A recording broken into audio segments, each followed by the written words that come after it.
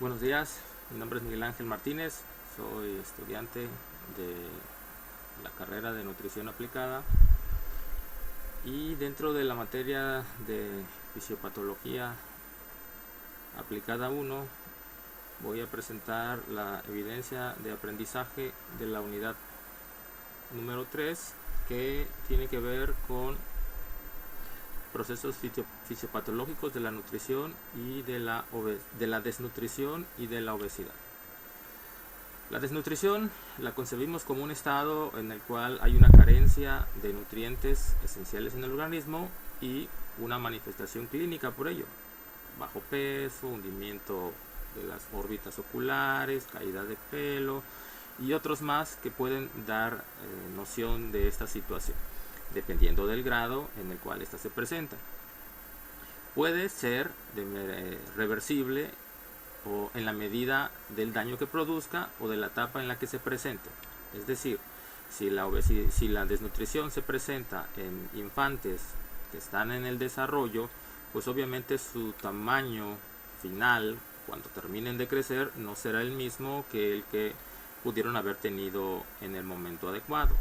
Si el proceso de desnutrición ocurre durante el embarazo, pues va a pasar igual con el desarrollo del gestante como tal.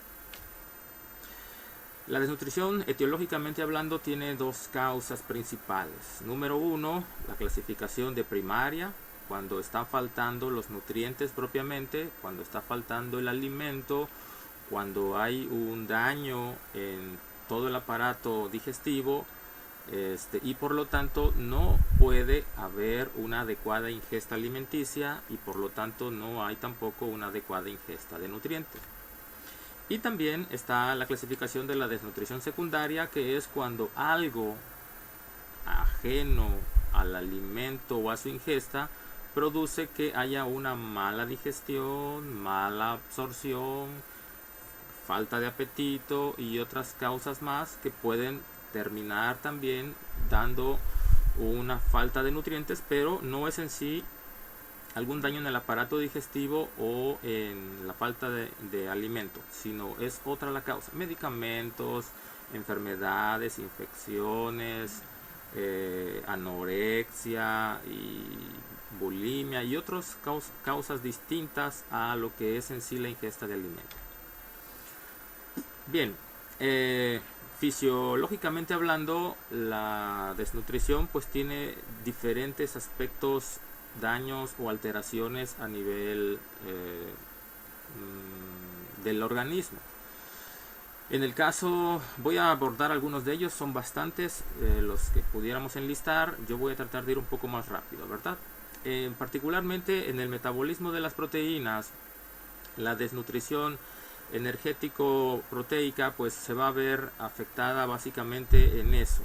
Al no haber adecuada ingesta proteica, pues no va a haber una adecuada función biológica por falta de nutrientes. Es decir, no está dañada la maquinaria, en cuanto haya nutrientes el organismo va a empezar a trabajar, pero por esta restricción pues se va a ver desbalanceado, se va a ver afectado el balance de ingesta de proteínas y gasto de proteínas o de aminoácidos como tal. En el caso proteico hay toda una patología denominada kwashiorkor, en el cual se caracteriza por que no ha habido una ingesta acorde a los requerimientos nutricionales y que puede combinarse también con la falta de otros nutrientes, carbohidratos y lípidos, y por lo tanto el cuerpo empieza a suplir esa falta de proteínas recurriendo a los depósitos musculares, y hay un autodigerimiento, un alto catabolismo de estos tejidos proteínicos, los músculos, y por lo tanto pues hay una gran caída de lo que es el peso corporal y el aspecto general del humano. En el caso de los nutrientes provenientes de los hidratos de carbono, pues de igual manera va a haber un desbalance en el sentido energético, y con la con el transcurso del tiempo puede empezar a haber algún ajuste en la producción de algunas enzimas como tal lactasa o algunas amilasas, y por lo tanto esto sí, cuando pueda haber de nuevo alimentos, pudiera ya verse afectado propiamente el metabolismo de estos nutrientes cuando se termine la falta de, cuando se pueda retomar una adecuada alimentación. Con respecto al metabolismo de lípidos, pues aquí pasa igual que con los otros nutrientes. El cuerpo, al no tener ingesta adecuada de energía, pues va a recurrir a los depósitos de grasa buscando utilizarlos, y una vez que estos se terminen, pues entonces empezará a haber un deterioro aún más acelerado y obviamente más severo. Generalmente en estos casos hay una atrofia del hígado por acumulamiento de triglicéridos, los cuales son de algún modo el recurso que utiliza el cuerpo buscando de nuevo suplir algunas necesidades energéticas como tal. Habrá atrofia de concentraciones de enzimas pancreáticas, del epitelio del intestino delgado, diarreas, infecciones recurrentes, desconjugación de sales biliares y disminución de la producción de beta-lipoproteínas. Disminución de las concentraciones de triglicéridos, colesterol y ácidos grasos poliinsaturados, pero estas van a tender a ser aún más bajas en la presencia de kwashiorkor o marasmo.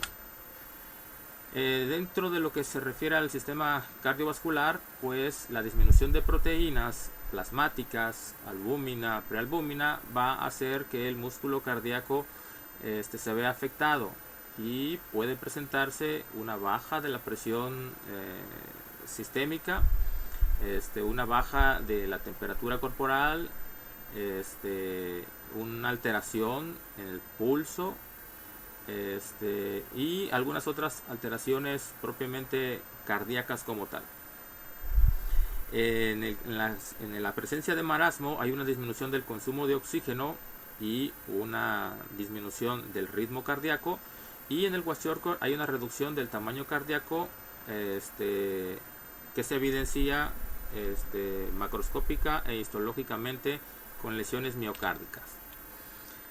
Dentro del mismo sistema cardiovascular hay falla cardíaca dependiendo del grado de avance de la desnutrición en la función ventricular, y en el caso de niños se ha postulado muerte cuando se presenta también el kwashiorkor, que tiene que ver obviamente con disminuciones de sodio, de agua y de energía por la condición generalizada. En la función renal, dentro de la desnutrición, se ve una alteración de la reducción de la capacidad de concentración de la orina como tal. Hay excreción de iones hidrógenos libres y también una alta producción de amonio. El peso en sí del riñón disminuye por este grado de afectación, y la tasa de filtración glomerular también. El flujo plasmático renal se reduce, sobre todo en presencia de deshidratación y en el kwashiorkor. También hay deficiencia de fosfatos y una baja disponibilidad de fosfato urinario.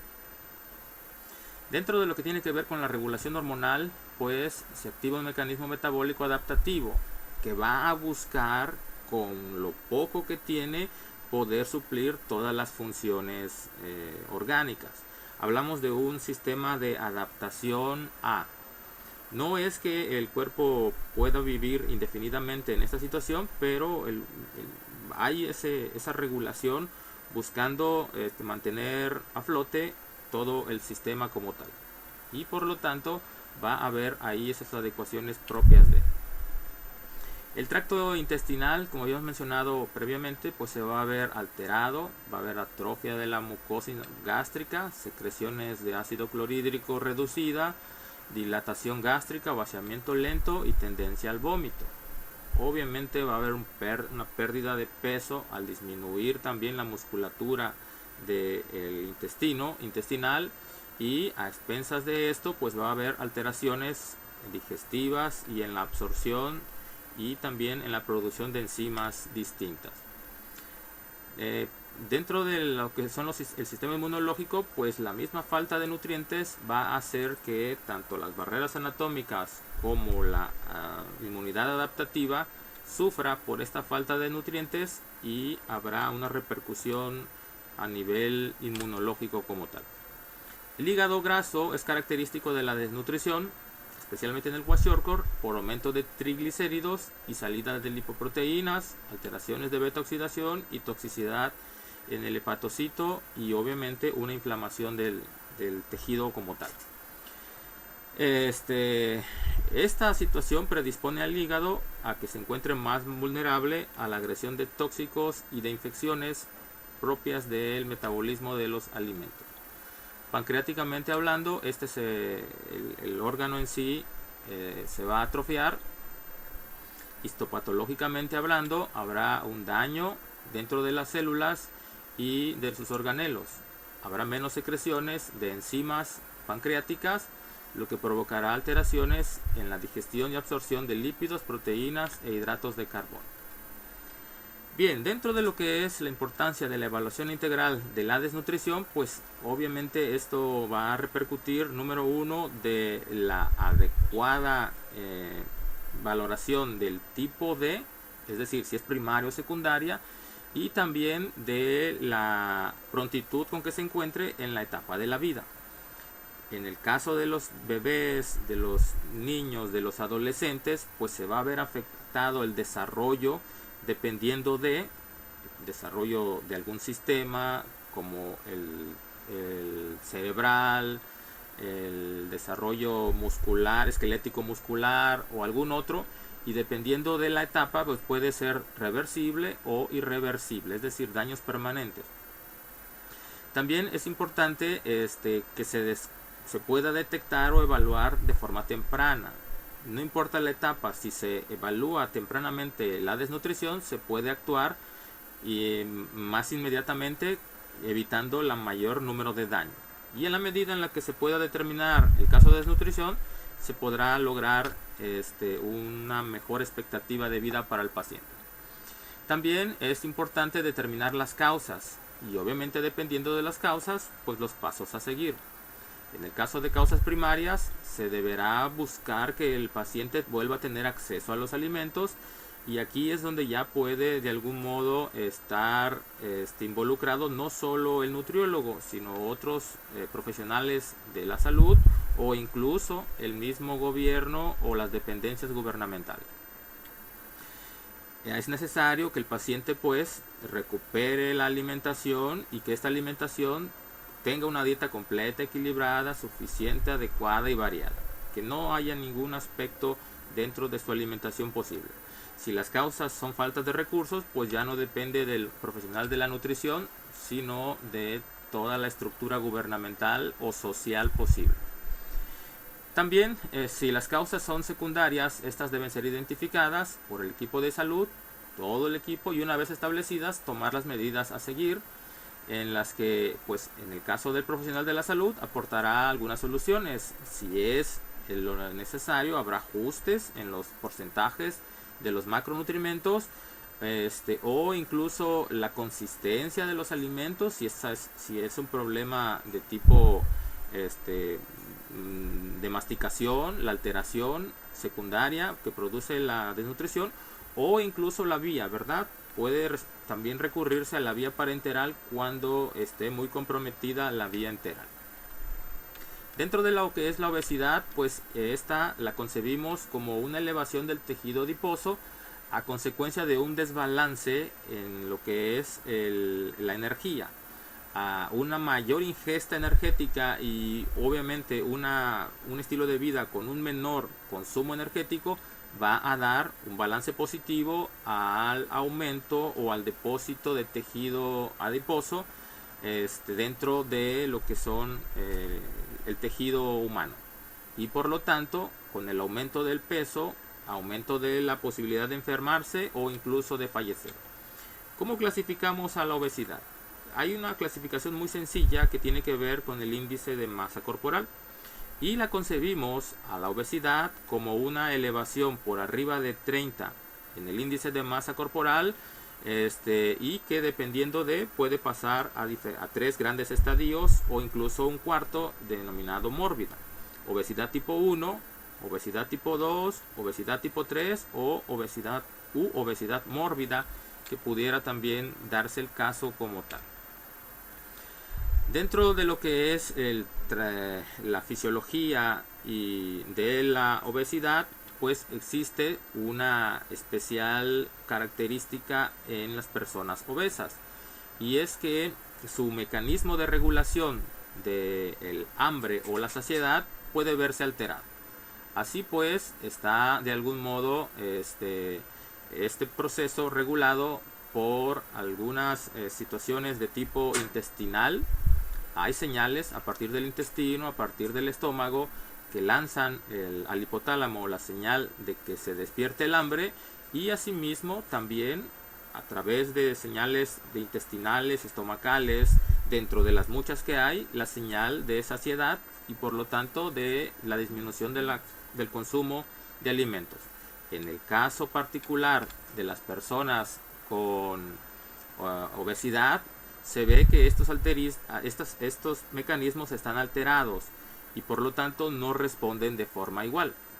Existe una predisposición a buscar alimentos más placenteros, que simple y sencillamente los que solo nutren o sacían. Hay una utilidad de este tipo, ¿verdad? Bien, es importante dentro de la fisiología de la obesidad también respecto al control de la alimentación. Las personas obesas tienden más a buscar alimentos poco placenteros, y más los que tienden a dar una sensación de placer a la hora de comer. Generalmente, obviamente, son los alimentos ricos en grasa, ricos en carbohidratos y azúcares, los que al paladar pueden resultar más placenteros que los vegetales, algunas frutas, o incluso el consumo de carne. También dentro de la fisiología es importante los factores dietéticos. De algún modo la alimentación de las personas ha cambiado a lo largo de la historia, y actualmente se ha popularizado más el consumo de alimentos altos en grasas o altamente energéticos. Son por mucho alimentos un tanto más baratos, y también la economía tiene mucho que ver con esta oferta que hacen los establecimientos o las empresas productoras de alimentos. Estos alimentos tienen un balance positivo energéticamente hablando, y tienden al depósito de grasa corporal.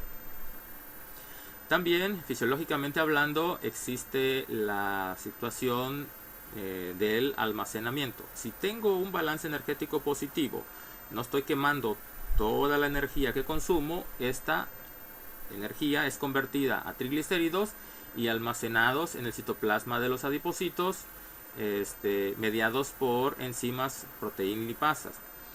Este proceso es muy activo en la zona abdominal, el de almacenamiento y recurrir a él, y menos activo en las caderas. Lo que resalta aquí es que la obesidad de tipo abdominal es la que tiene que ver con elevación en los niveles de colesterol, y por lo tanto mayor riesgo a enfermedades cardíacas. Es muy importante en ese sentido el mantener vigilada la relación cintura-cadera, que en el caso de las mujeres se torna complicado cuando se eleva por arriba de 1 de la unidad, y en el caso de los varones de 0.8. Al aumentar este índice, pues aumenta el riesgo de cardiopatías isquémicas, enfermedades cerebrovascular y muerte.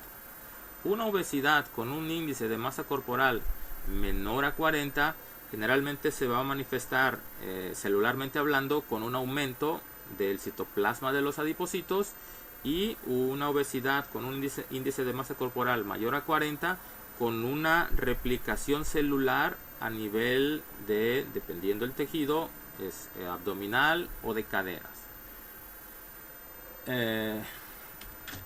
Dentro de lo que es el balance de energía, fisiológicamente hablando, pues nosotros concebimos que tenemos necesidades energéticas corporalmente hablando. Este gasto energético está determinado por tres grandes factores. El energético basal, que es la energía mínima para estar vivo. El efecto termogénico de los alimentos es una cierta parte de energía que ocupamos para metabolizarlos. Y también lo que es el factor de actividad física.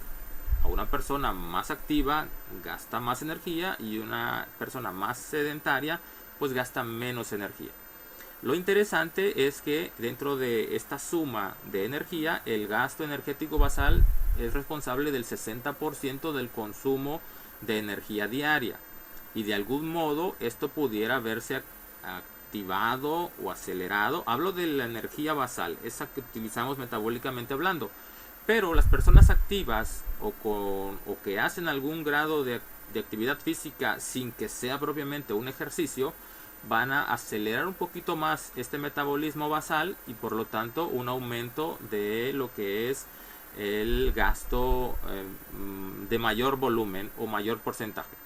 La mayoría de los mecanismos termogénicos, los que consumen energía, también están regulados por el sistema simpático y fisiológicamente hablando en las personas con obesidad está disminuido. Existe dentro de la fisiología de la obesidad un porcentaje de esta patología tiene que ver con factores genéticos. Y en ese sentido hay personas con mayor propensión genéticamente hablando y otras con menor propensión sin que esto sea una determinante o una predisponente absoluta. Siempre de algún modo la persona puede contrarrestar esta posibilidad. Y aquí tenemos algunos de los genes que están presentes en esta patología particular de la obesidad. También existe dentro de los aspectos fisiológicos de la obesidad aspectos psicológicos. Generalmente las personas obesas van a experimentar una especie de rechazo generalizado y también se van a sentir mal por aspectos físicos disminuidos.